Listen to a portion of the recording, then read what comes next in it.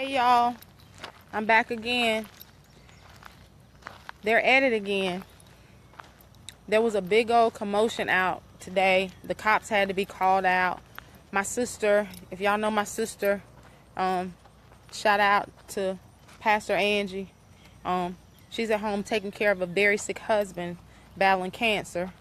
And she had to come out here because they came back out and were trying to do more construction to the property.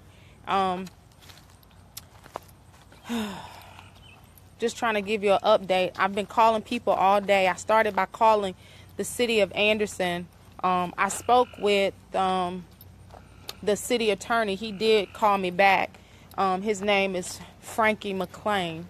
So he called me back in essence and said there was nothing he could do, that he is not involved with litigating the case, and that he only does the day-to-day legal operations for the city, and that the attorney that is actually hired to try this case or hired in our litigation, his name is Jim Logan.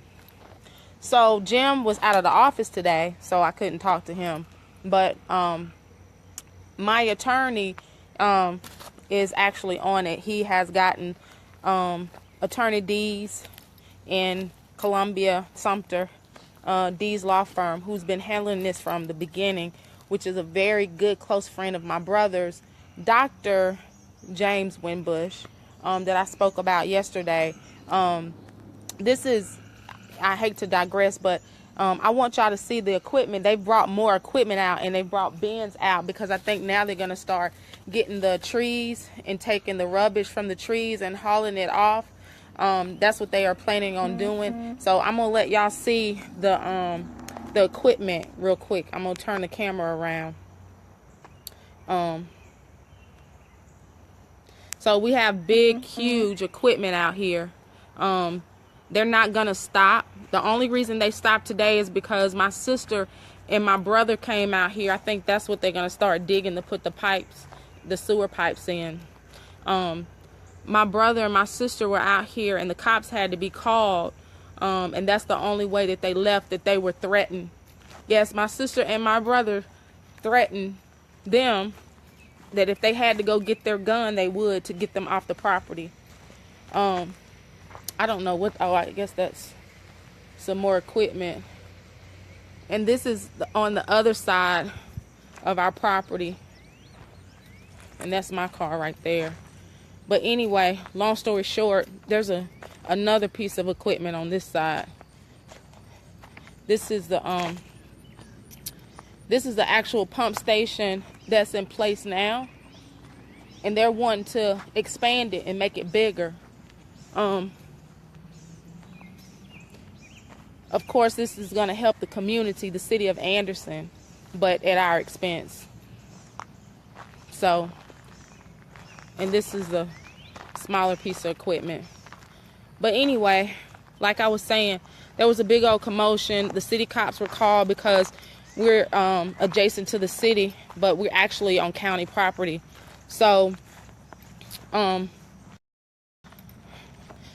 came out. It was a big commotion. Luckily, nobody got arrested. Nobody was hurt. Everything was peaceably.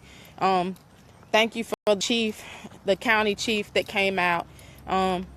He was so nice and understanding, and he did as a favor of Harold K. Harold K. is a close friend of the families, and he stayed true as a friend, and God bless him. He's a real champion in this situation, and he knows a lot of people, and he's been making phone calls for us. And Rusty Burns, that's another person that we were told to call, and Rusty is the county administrator, and he was trying to find out who ordered the work permit or whatever to go, who said, okay, yes, go start on the project right now. I don't know if he found out, or if, I don't know what the status is, but whatever he can do, thank you, Rusty. The other person that I talked to today, when I did call the city and I talked to the lawyer, Mr. McLean, I was actually trying to get Terrence Robert, who is our mayor for the city of Anderson. who is a pillar in the community, whose father was coach and principal at Westside, prominent family in the Anderson community. I thought that he was going to be able to give me some help, but no, he couldn't help. He asked if we could not be violent, because violence means that now it becomes a public safety issue, because we want to make sure that the public is safe. But just wait and let the courts, just do it through the lawyers. Let the courts handle it. Well, while the courts are handling it and we're doing through the lawyers, they're going to continue to work. And we can't have that, because they're going to do more damage. They're going to do more construction, and we want to stop. They got to stop. They can't just keep doing it the way they want. And we're not asking for a lot. The only thing we're asking is do it at the least evasive way. And when I talked to Mr. Attorney, City Attorney McClain, about it, he said that they did look for other ways. They tried to go another route, but in essence, it was too expensive and too extensive to go another route. In other words, this route is the cheapest route for them. No matter how much it costs us, no matter how valuable and how much sentimental value this property has to us, it's irrelevant. And my plea to Mr. McClain, as well as to our mayor, is, the law is the law, and they have a legal right through eminent domain to do what they need to do for the city.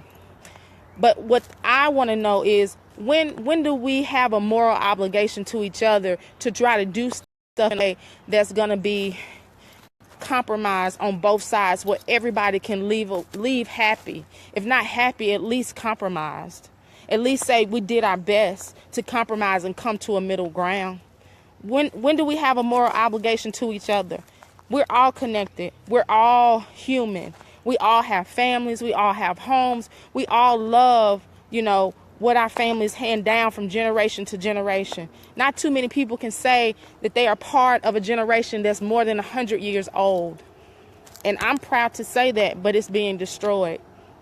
And I hope that the people that can help and refuse to help, or don't want to get involved because of they want to get elected next year, or they don't want to get involved because they have financial gain in this process, or they have, some kind of notoriety when this project is over, and they were able to expand this because it's going to help the city, whatever, and they get all these accolades for the thing that they did to bring to the city of Anderson.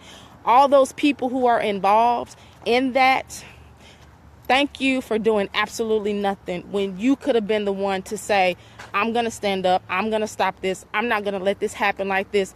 I'm not going to let that family go out like that. Because we know that we can go another route. We know that we don't have to go through the center of their property. We can and we will. Going to do it because the law says we have to, but because we have a heart. Because we have a heart and we know that we can do better. We know we can, but we quick to go to church on Sunday and call ourselves Christians. Praise the Lord. But when it's time to put your Christianity up front and to speak up and say, I'm going to do the right thing, no matter if it costs me money, no matter if it costs me notoriety, no matter if it costs me the award or the recognition, who's going to do it then? Nobody. Because everybody I called, they did not help me. Everybody. The only people that helped me was the cops. And they didn't take us to jail, thank God. They said they understood it's family property, it's personal property. They said, you are in the county, and if you need us, we're going to be here to protect you. Just please don't shoot nobody. And we're not going to shoot anybody, but we're not going to move. So if they bulldoze us over and just run us over, then I think that's legal. They can run us over if we stand out here in front of their bulldozers, but it's illegal if we shoot them while they're on our property, bulldozing our land. I think that's what I was told. But I'm not a lawyer. I'm just trying to repeat and regurgitate my understanding of what was told to me. I appreciate everybody who is helping. I appreciate everybody who's trying to get the word out. I don't have the money or the power to be able to, help stop this. The attorneys are doing their best to get a court order and to get the papers filed so that it can be stopped. But until then, the only thing we have to stop it is our bodies. We just got to stand out here and watch them. They came and dropped more equipment off, so they're going to come back. They're not finished. They're not done by no means, and they have no plans of stopping. None. Not at all. I was told by Mr. McLean that they're supposed to finish the project, and after they finish the project, then we'll go into court and litigate how much they owe us for what they've done and what they've taken. But it's too late, because then they've gone through the center of the property. It'll be damaged. You can't reverse it. And we will have no use of our property. And he said, oh, well, then we'll just pay you for, what we owe. But then we out of it. It's not about the money. It's the principle of the thing. And I guess it would be about the money if they're going to give us $100 million. Yes, they can have it all. Give me $100 million. We good. Give my family $100 million. You can have it. We can go buy some property somewhere else. But I know they're not going to give us $100 million. So there again, we got to go through the courts. So I know I'm talking long, and I hope y'all understand what I'm trying to say. I tried to drop some names so y'all can know that I am diligently trying my best to help my lawyers out by maybe trying to appeal to some of the people in the city and the county that have some power, that can appeal and say, you know what, just stop for right now. Just stop it. Just stop it. Just hold off. Nobody's willing to help. They're saying that they can't, they don't have that power, or they just don't want to get involved and get their hands dirty. So I appreciate you all watching. I appreciate you all sharing it. Please keep sharing. Please keep reaching out. Please continue to get the word out. That's the only thing that I have. That's the only thing that I have is you all. And that video from yesterday, I did want to give you all an update of what's going on. And we're out here. We're out here. We're going to be here. And if the cops have to come back, they assured me that they would. We're not trying to cause any trouble. We're law-abiding citizens. Like I said, my dad's a veteran. I'm a veteran. My brother's a veteran. My mom is a God-fearing woman. She's a minister. My sister's a pastor. My other sister's a prophetess. We are known in the community. The Rice family, they sing. Wimbush sisters, we sing. We're a talented family, and we're in the community to make it better. We're not here to tear anything down. My brother, he's such a hard worker. He's trying to open up a drug addiction facility for Anderson. We don't have one, not really. And he's, coming out of his pockets trying to make that work. And he has such a heart for the people. And we are such community-oriented, family-friendly people. But if this can happen to us, this can happen to anybody. Black, white, Asian, Hispanic, it does not matter. Indian, they will do it to you. And you too will be looking just like we looking, so hurt and disappointed and disgruntled.